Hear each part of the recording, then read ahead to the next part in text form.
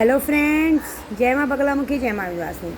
देखिए, बस 2 दिन का इंतज़ार है। 20-21 तक आपको सबको जो जो वादा किया सब पूरा होगा। मैं बहुत लोगों को बोलूँगी, व्हाट्सएप पे मैसेज कर रहे हैं, यूट्यूब पे कमेंट में मैसेज करके बता रहे हैं अपनी बात। ये बहुत गलत बात है। कल कोई मैसेज कर रहा है कि मैडम हमको 21 तारीख को इतना पैसा मिलने वाला है।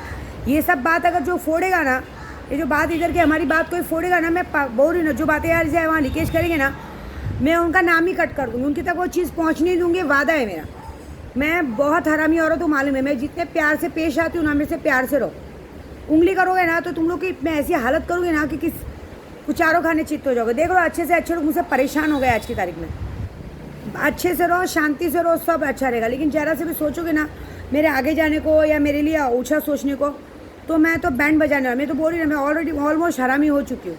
और परसों के बाद तो बात ही ख़त्म हो गई। 21 तारीख के बाद है ना, उसके शायद ज़िंदगी भर किसी को पलट के देखने की ज़रूरत नहीं है, समझे।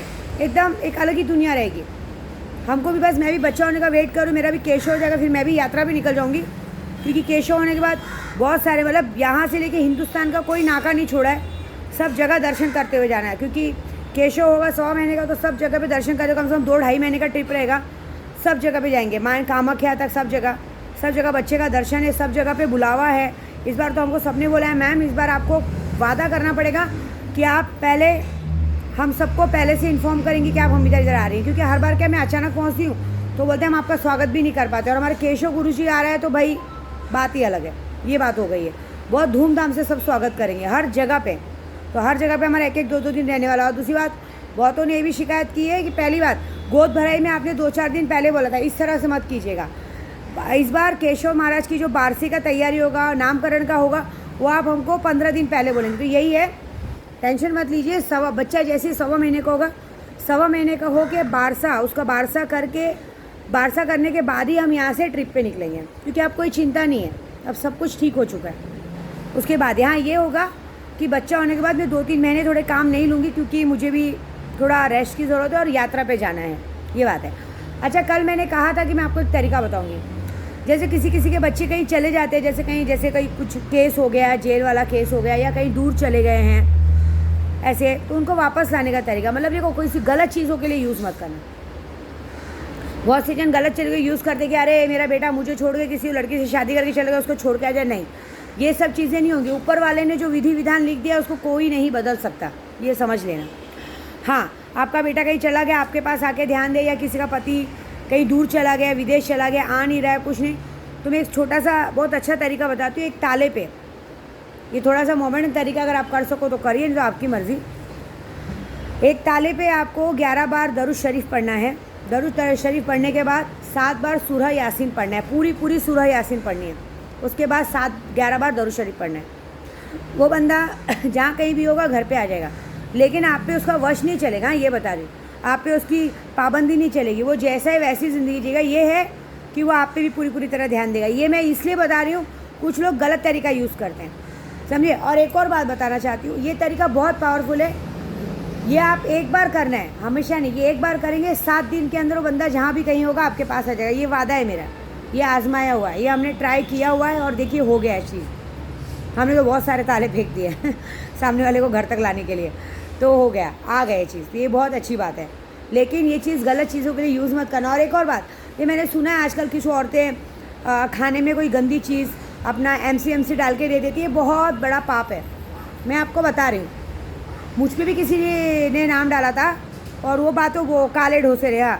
मैं बता दूँ ये बात कि उसकी पूरी पोल मेरे पास है, उसने खुद ये काम किया है उसके हाथ से। तो मैं जहाँ भी लोग रहते होंगे मैं बताऊँगी, वो जहाँ रहते उसके हाथ का तो कोई कुछ खाना नहीं, मटन मच्छी बिल्कुल नहीं खाना, क्योंकि वो गंदी औरत है। वो और एक मुसलमान था, ये लोग शमशान की मिट्टी सब डाल के खिलाते थे। किसी के घर का कभी मटन मच्छी खाओ मत। हमारे घर में भी आज, हमारे घर में 5-5 साल से काम वाले लोग काम करते हैं। पूछो, हम लोग जो घर में बनाते हैं सामने बनाते हैं। ये सब चीज़ें नहीं करनी चाहिए, क्योंकि ये करके कोई फ़ायदा ही नहीं। आप आदमी को वश में कर ही नहीं पाओगे। ये पुराना ट्रिक हो गया, बोलते हैं ना ऐसा करने को, उसके लिए मंत्र जाप सब होता है। और ये काम नहीं करना चाहिए। क्यों मालूम है? ये काम आप एक बार कर तो देंगी, लेकिन मालूम है बाद में जब आपकी उम्र 40 के बाद होगी, 40 साल आप पार कर चुकी होंगी, तो वो चीज़ का भगवान आपको सज़ा देता है। मैं आपको क्लियर बता रही हूँ। सामने वाले को तो आप वश में नहीं कर पाओगे। 2-4 दिन बस आपकी बात मानेगा, बाद में जब वो टूटेगा, तोड़ तो हर तरह का है, कभी ना कभी उसके घर में जब पता चलेगा तो कोई ना कोई तोड़ निकाल देगा। तोड़ तो हमने भी निकाल दिया, झूठ नहीं बोलेंगे, हमने तो ऐसा तोड़ निकाला कि आदमी ने उल्टी जुलाब करके उसके पेट का सारा कचरा हमने निकाल दिया।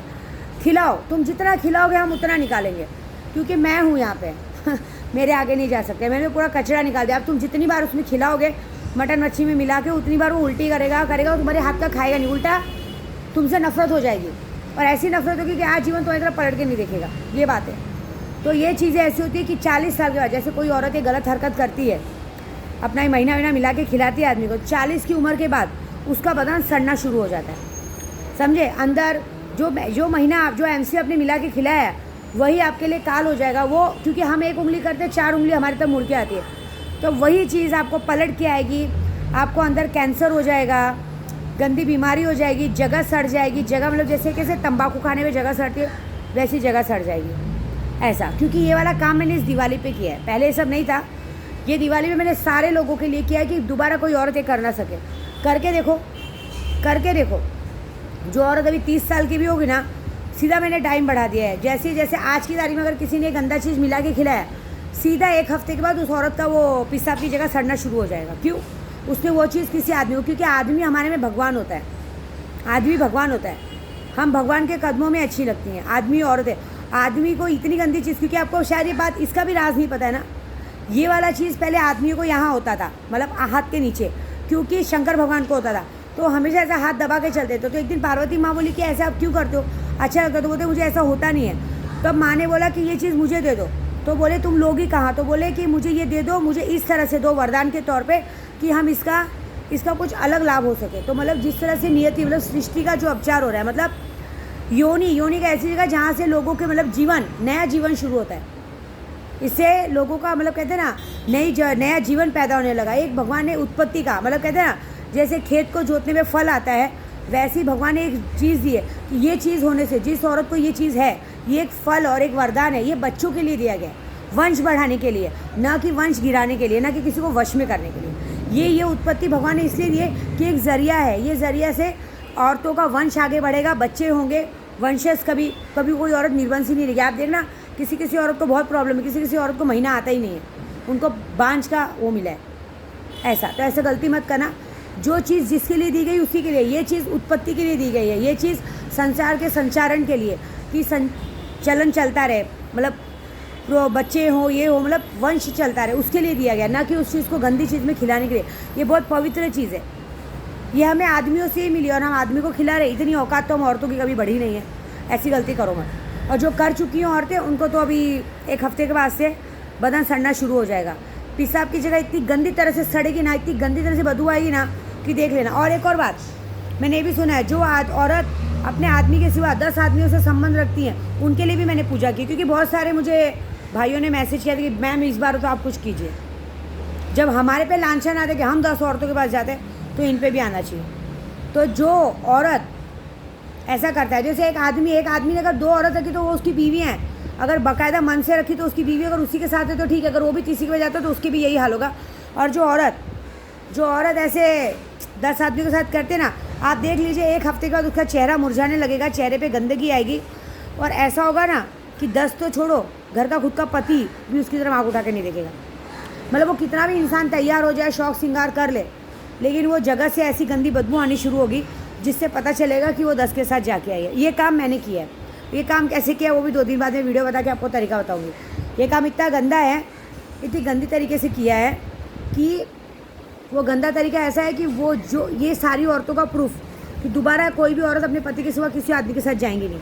ये औरतों को सबक सिखाने का तरीका था। आदमियों के लिए भी यही है, पत्नी के सिवा किसी के पास जाओ मत, नहीं तो तुम तो नपुंसक हो जाओगे, काम ही करना बंद कर देगा। जो तुम्हारी बीवी, मैं ये नहीं बोल रही हूँ कि बीवी मतलब घर में है, भाई किया है किसी ने, 1 नहीं 2 बीवी है, करो जिसको दिल से मानते हो बस उसी को।